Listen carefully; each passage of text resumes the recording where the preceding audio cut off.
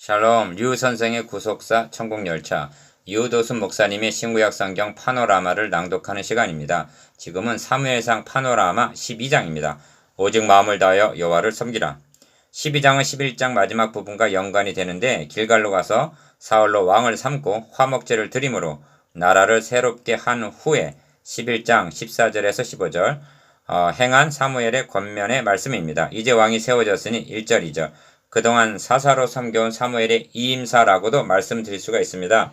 그러나 23절에서 나는 너희를 위하여 기도하기를 쉬는 죄를 여호와 앞에 결단코 범치 아니하고 선하고 의로운 도로 너희를 가르칠 것인즉 이렇게 한 말씀으로 미뤄볼 때 고별 설교라 하기보다는 나라를 새롭게 한 때에 왕과 백성에게 주는 권면이라 함이 옳을 것입니다. 사무엘의 사명은 아직 남아있었던 것입니다. 권면의 말씀은 오직 너희 마음을 다하여 여호와를 섬기라는 한마디로 요약이 됩니다. 20절 하반절 24절에서도 너희의 마음을 다하여 진실히 섬기라 합니다. 이는 신구약을 막론하고 불변의 대강령입니다.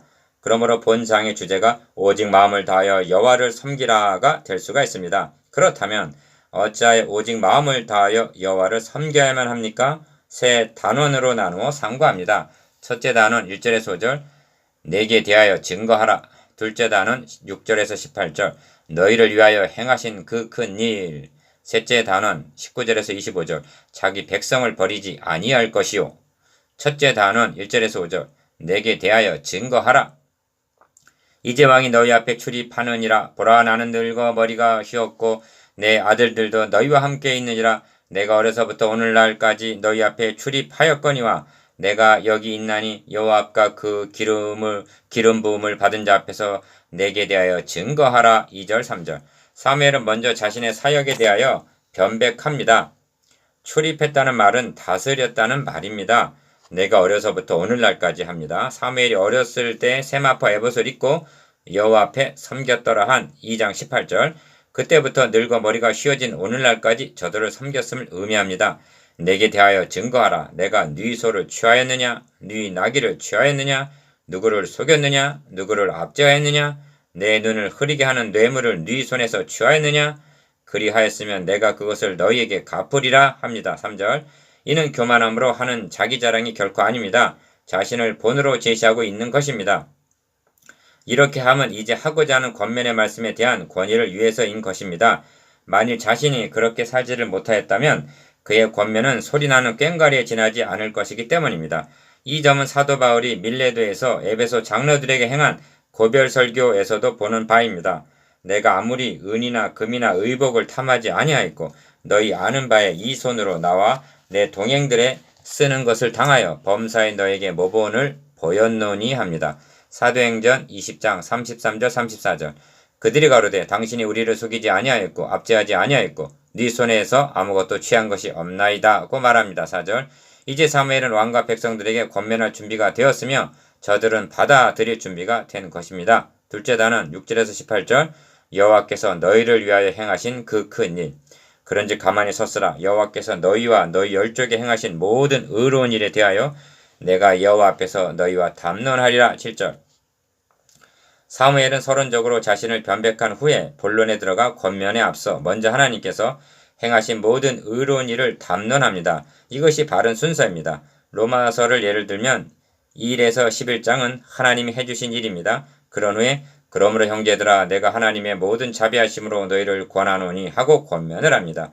로마서 12장 1절 하나님께서 행해 주신 일 그것은 사랑이요 은혜입니다. 은혜를 받았다는 말들을 합니다. 많이 울었거나 많이 웃었으며 은혜를 받은 것이 아닙니다. 은혜란 감정이나 기분이 아닙니다. 은혜란 하나님께서 우리를 위하여 행해 주신 그 큰 일을 듣고 믿음으로 받을 때 은혜를 받은 것입니다. 그러므로 하나님이 행해 주신 일을 알게 함이 먼저입니다. 이것이 원리입니다. 그런 후에 하나님 이렇게 행해 주셨으니 그러므로 우리들은 어떠한 삶을 살아야만 하는가? 이것이 실천 윤리입니다. 이것이 바른 순서인 것입니다. 사무엘은 하나님께서 행해 주신 일 중에서 너희 열조를 애굽 땅에서 인도해 내신 이는 여호와시니 하고 6절 출애굽 사건으로부터 시작합니다. 야곱이 애굽에 들어간 후 너희 열조가 여호와께 부르짖음에 여호와께서 모세와 아론을 보내사 그 두 사람으로 너희 열조를 애굽에서 인도하여 내어 이곳에 거하게 하셨으나 그들이 그 하나님 여호와를 잊은지라 합니다. 8절 9절. 그러므로 하나님께서 블레셋과 모압에게 붙이셨더니 백성이 여호와께 부르짖어 가로되 우리가 여호와를 버리고 바알들과 아스다롯을 섬김으로 범죄하였나이다. 그러하오나 이제 우리를 원수들의 손에서 건져내소서. 그리하시면 우리가 주를 섬기겠나이다 하며 10절. 이는 사사 시대에 대한 회고입니다. 그리하여 여호와께서 여룻바알 기드온과 베단과 입다와 나 사무엘을 보내사 너희를 너희 사방 원수의 손에서 건져내사 너희로 안전히 거하게 하셨거늘 하고 11절. 마지막으로 자신까지 언급합니다. 그러니까 출애굽으로 시작하여 자신을 세우시기까지의 약 500년간의 여호와의 행사를 요약해서 진술한 것입니다. 이제 무엇을 말씀하려는가 하면 하나님 여호와께서는 너희의 왕이 되실지라도 너희가 내게 이르기를 아니라 우리를 다스릴 왕이 있어야 하겠다 하였도다 하고 12절 하반절. 그들이 애굽에서 구속하여 자기 백성을 삼으시고 지금까지 다스리신 하나님을 버리고 왕을 구한 잘못을 책망하려는 것입니다. 왕을 구한 것이 얼마나 큰 잘못인가를 거듭거듭 말씀하고 있습니다. 8장 7절, 10장 19절, 12장 12절, 12장 17절. 이제 너희의 구한 왕, 너희의 택한 왕을 보라. 여호와께서 너희 위에 왕을 세우셨느니라고 13절. 사울 왕을 가리켜서 너희의 구한 왕, 너희의 택한 왕이라고 말씀합니다. 그렇다면 이제 무슨 말씀이 뒤따라야만 합니까? 너희가 만일 여호와를 경외하여 그를 섬기며 그 목소리를 듣고 여호와의 명령을 거역하지 아니하며 또 너희와 너희를 다스리는 왕이 너희 하나님 여호와를 조추면 좋으리나만 너희가 만일 여호와의 목소리를 듣지 아니하고 여호와의 명령을 거역하면 여호와의 손이 너희의 열조를 치신 것 같이 너희를 치실 것이라고 14절 15절. 책임이 전적으로 저들과 저들의 왕에게 있음을 경고합니다. 구속사적인 관점으로 볼 때 이 점은 대단히 중요한 요점입니다. 이 점을 다윗에게 언약하신 말씀과 대조해 보십시오. 저가 만일 죄를 범하면 내가 사람 막대기와 인생 채찍으로 징계하려니와 저가 내 앞에서 패한 사울에게서 내 은총을 빼앗은 것 같이 그에게서는 빼앗지 아니하리라 하십니다. 사무엘하 7장 14절 15절. 죄를 범할 경우 사울은 책임을 물어 패하였으나 다윗은 패하지 아니하리라는 것입니다. 어떤 차이입니까? 사울은 인간이 택한 왕이기 때문에 그 책임이 인간에게 있으나 다윗은 하나님 택하신 왕이므로 하나님께서 책임을 지신다는 뜻입니다. 이 점은 개인 구원에도 적용이 됩니다. 당신이 하나님을 택하였다면 죄를 범하게 될 때 당신은 패함을 당하게 될 것이요. 하나님께서 당신을 택하셨다면 하나님께서 끝까지 책임을 지시고 형제를 견인해 주실 것이라는 말씀입니다. 얼마나 놀라운 차이입니까? 이를 확증하기 위하여 엘리야 선지자가 여호와여 내게 응답하옵소서 내게 응답하옵소서 하고 간구함과 같이 하나님께 표징을 구합니다. 오늘은 밀 베는 때가 아니냐 즉 건기라는 말입니다. 내가 여호와께 아뢰리니 여호와께서 우레와 비를 보내사 너희가 왕을 구한 일 곧 여호와의 목전에 범한 죄악이 큼을 너희로 밝히 알게 하시리라 합니다. 여호와께서 그 날에 우레와 비를 보내시니 모든 백성이 여호와와 사무엘을 크게 두려워하니라. 17절 18절. 여호와 앞에서 행한 사무엘의 담론은 하나님의 응답으로 그것이 진실임이 확증되었습니다. 이를 통해서 그들은 자신들이 왕을 구한 것이 얼마나 큰 죄악임을 밝히 알게 된 것입니다. 셋째 단원 19절에서 25절. 자기 백성을 버리지 아니하실 것이요. 모든 백성이 사무엘에게 이르되 당신의 종들을 위하여 당신의 하나님 여호와께 기도하여 우리로 죽지 않게 하소서. 우리가 우리의 모든 죄에 왕을 구하는 악을 더하였나이다. 19절. 이 점에서 우리가 감격할 수밖에 없는 것은 여호와께서는 너희로 자기 백성 삼으신 것을 기뻐하신 고로 그 크신 이름을 인하여 자기 백성을 버리지 아니할 것이요 라는 22절 황송한 말씀을 듣게 되기 때문입니다. 저들이 왕을 구할 때 하나님은 사무엘에게 그들이 너를 버림이 아니오 나를 버려 자기들이 왕이 되지 못하게 함이니라고 말씀하셨습니다. 8장 7절 10장 19절에서도 너희가 너희를 모든 재난과 고통 중에서 친히 구해나 내신 너희 하나님을 오늘날 버리고 이르기를 우리 위에 왕을 세우라 하도다고 이 점을 말씀합니다. 하나님을 버린 것은 그들만이 아니었습니다. 내가 그들을 애굽에서 인도하여 낸 날부터 오늘날까지 그들이 모든 행사로 나를 버렸다고 말씀합니다. 8장 8절. 그들의 조상들은 하나님을 버리고 금송아지를 자신들을 애굽에서 인도해낸 하나님으로 섬겼습니다.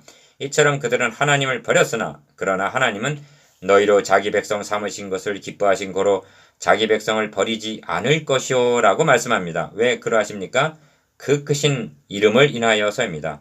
하나님의 거룩하신 이름으로 일컬음을 얻은 하나님의 백성이요 하나님의 선민이기 때문입니다. 모세는 죽기 전 마지막 노래에서 우매무지한 백성들아 여호와께서 이같이 보답하느냐 그는 너를 얻으신 너희 아버지가 아니시냐 너를 지으시고 세우셨도다. 옛날을 기억하라. 역대의 연대를 생각하라. 너의 아비에게 물으라. 그가 너에게 설명할 것이요 너의 어른들에게 물으라. 그들이 너에게 이르리로다.